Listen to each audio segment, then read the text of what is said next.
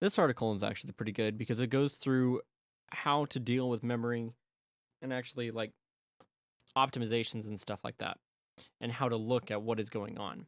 Okay, so you can read all of this stuff, yada yada yada. I don't really care all that much because it's going to be explained as we go. So open this lab 1.1 HTML, okay, and it's telling you to right click inspect, or you can press F12, or whatever. There are different ways to get to there. Okay, so right click inspect, and then go to memory. And right now you can see that you can have allocation sampling, allocation instrument on a timeline, and heap snapshot. Okay, it's going to want you to make a snapshot of the heap. Okay, so excuse me, let's take a look at it right now. Okay, we have a snapshot of what's going on.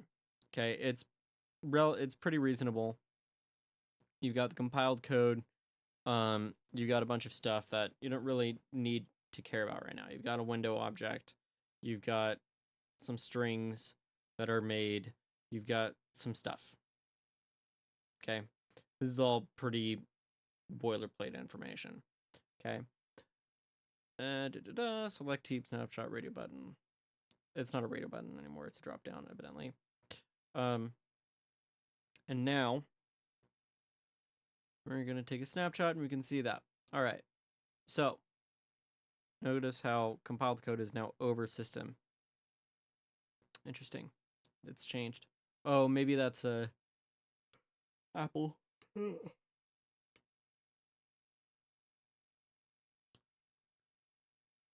Great. Yep. So now, scroll down until you see the list of string builder. Can you search? That's annoying. String builder, string builder. I'm not seeing string builder. Did we skip a step?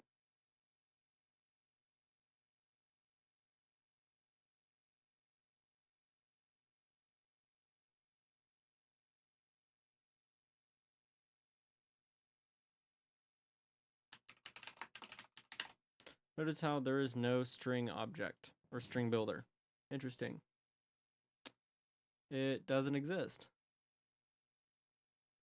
Huh. All right.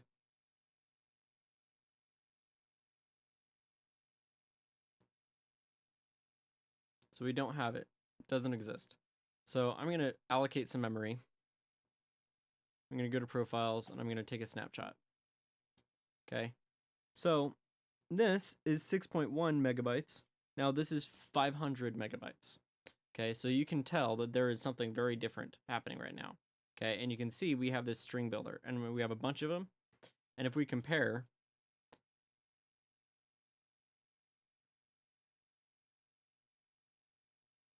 these two, I'm just going to keep this on all objects. If we compare these two, you can see that 500 megabytes basically is taken up by this string, which it's the same amount for the string builder because it's all the prototype and stuff. So you can see that we have this string, which I think just makes a really large string, and it does that a bunch of times. I think it does it 1,000 times. Okay. Yeah. So that's what this string builder class, or that's what they have built. That's how many string builder classes they have. Okay. And it just goes through like,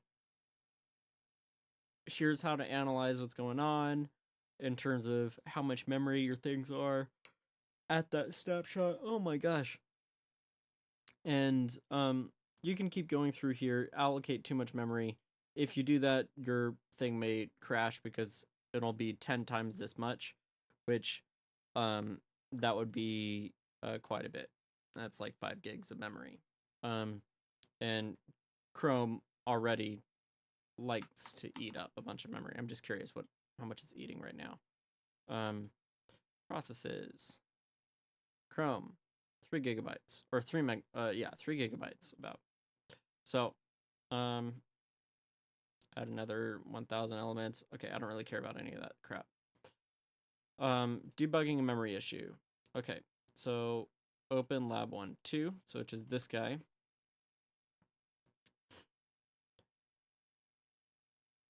Open the inspector, paste in the following code.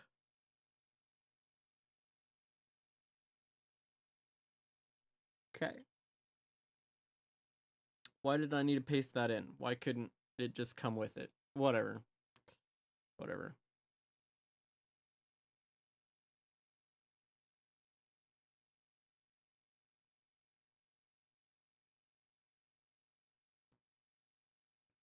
So the concept here is that this create function, detach DOM elements, delete DOM elements. Okay.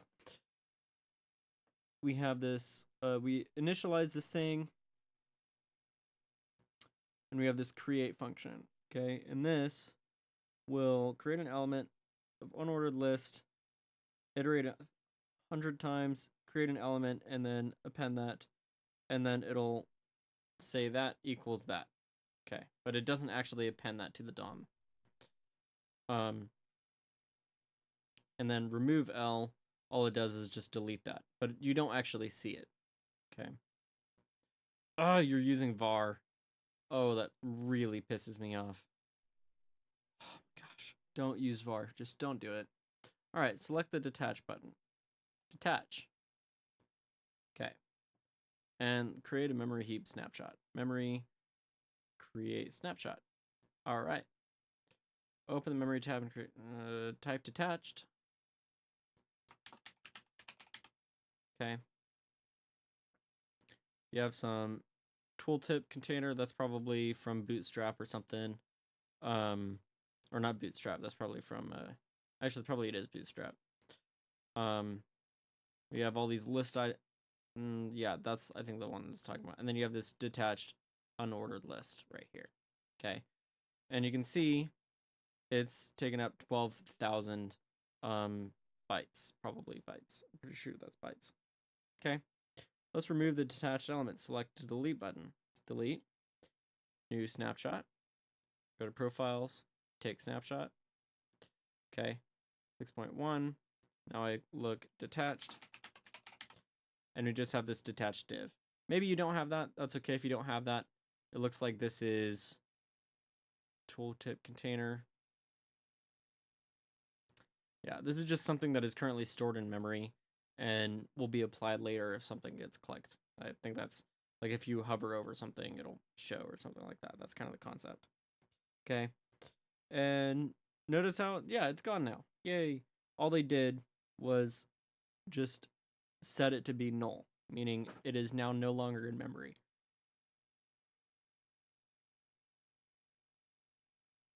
All right. To ensure to clean private browsing mode. No, I don't really care about that. It doesn't really matter too much. Remove all extensions in product. You can also curious if this includes any sort of extensions. It doesn't look like it does. Extensions. Manage extensions. Yeah, I don't think there are extensions on incognito mode. Anyway, doesn't really matter. For example, if you have a specific extension, this is good to let, from what I understand, just remove cookies and is this incognito mode? Is this literally just incognito mode? Yeah, I think this is just incognito mode. Yeah, it is. Okay. That's good for just removing cookies and making it so you can just log into something on, say you're on someone else's computer, you can log in. And then once you close it, it will force you to be logged out because it removes your cookie once you close it. So, to ensure clean environment, yada yada yada, uses lab2.html, which is this guy. All right, great. So I'm gonna do Control-Shift-N, open up an incognito mode. I'm gonna right-click, copy link, paste. Here we go. Ooh, that looks gorgeous. All right. Code itself includes a create app function that executes when you click the start button. All right, spaceship count grabs the size, yada yada yada. So each time you add a new spaceship, the following actions occur: a new keyframe is rule set, new spaceship is appended to the body. Start button. All right, yay, I have some spaceships. My scrolling doesn't like it. That's funny. Open DevTools and navigate to Performance tab. F12, go to Performance, okay?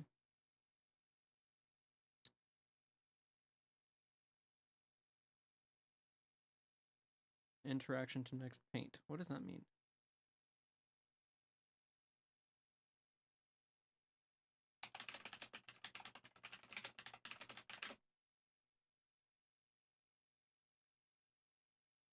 Oh, it's just about interface responsiveness. All right, that makes sense.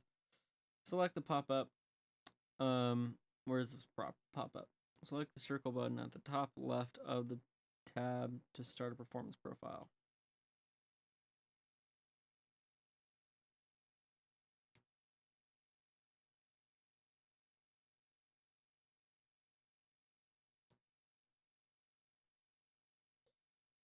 Activity and has a button to the following. All right.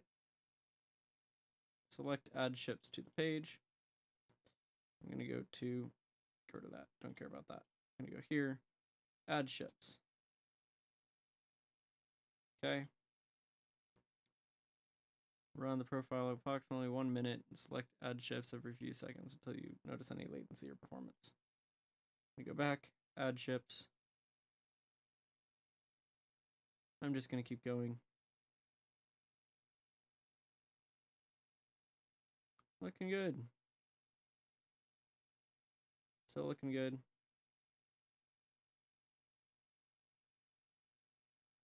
There we go. Now there's some latency. All right. So now I'm going to stop. And it's going to be loading that profile. Doopy-doopy-doo.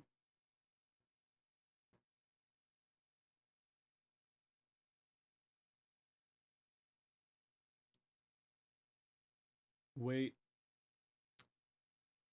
Great.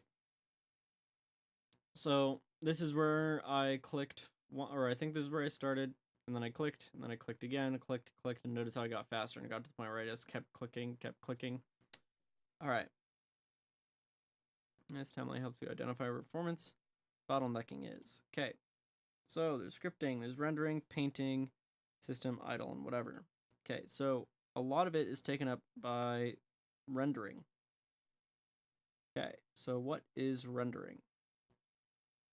It's those animations, which is a part of CSS.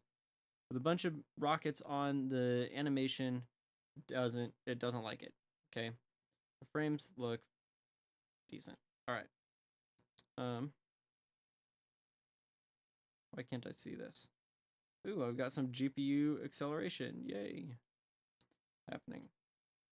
Right? I've got a 4070, so it's decent. It's good. It works. Great. So, WASD. Zoom in, zoom out, scroll forward, backward. All right. How can I go back to... I want to click on the... Where did this go? Why is this gone now? I don't understand why that's gone. That's annoying. Whatever, I don't care.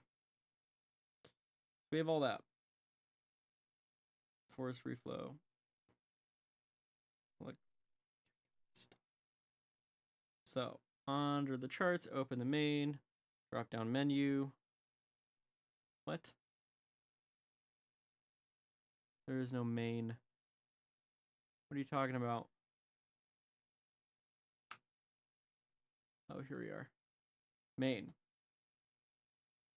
Okay.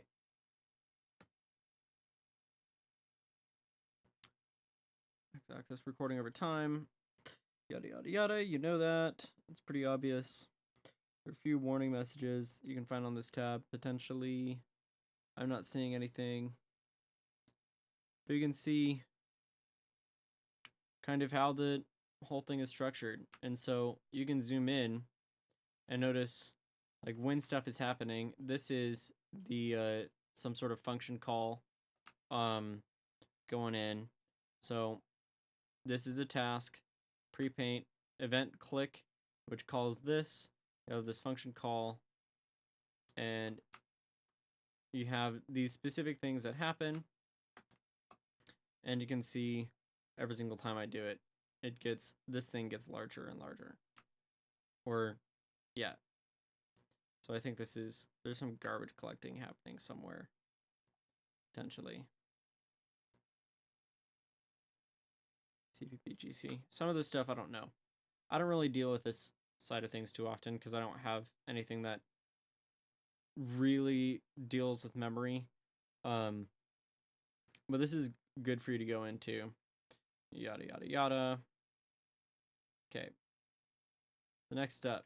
Under the call stack details, select the link, create app, make ships. How do I get to that? Select one of the console. How do I get to recalculated style? That's like not clear.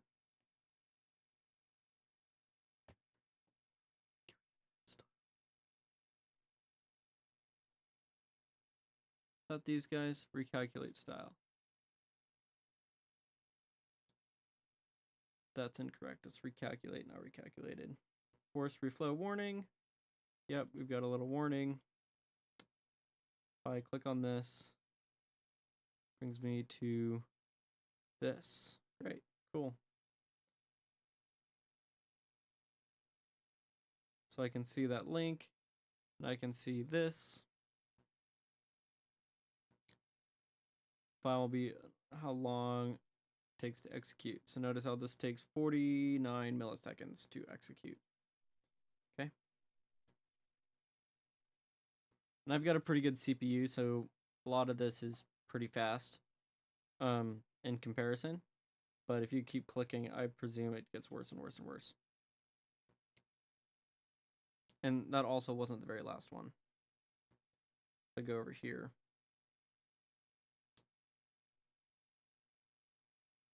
I click on this last one. Oh, I guess that doesn't do anything. Oh my gosh. Why when I click on something it opens up a bigger... I just really think that's annoying. Turn to the performance tab. Great. Select the reveal link. Reveal. Where's the reveal?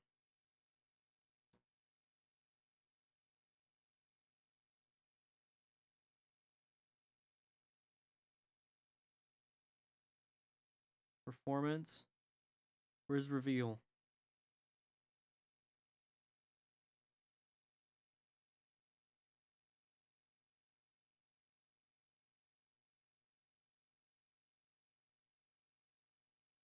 That's like not helpful at all. Okay, well, I mean, I don't really deal with this too much. Once you get into like really advanced stuff, like game engines and crap, you should deal with that. But most of the stuff you're going to be dealing with, you don't have to worry about this. So this is a good exercise, fun to kind of get into performance and memory and stuff like that. Understanding the tools of this. And what's also cool is Node.js can interact with DevTools, or vice versa. DevTools can interact with Node.js, and you can actually look at the state of your program through these DevTools. It's pretty cool. Oh, there's a deprecated feature used. Cool. Well done, Codecademy. All right. So, memory heap and debugging stuff. I'm going to close that.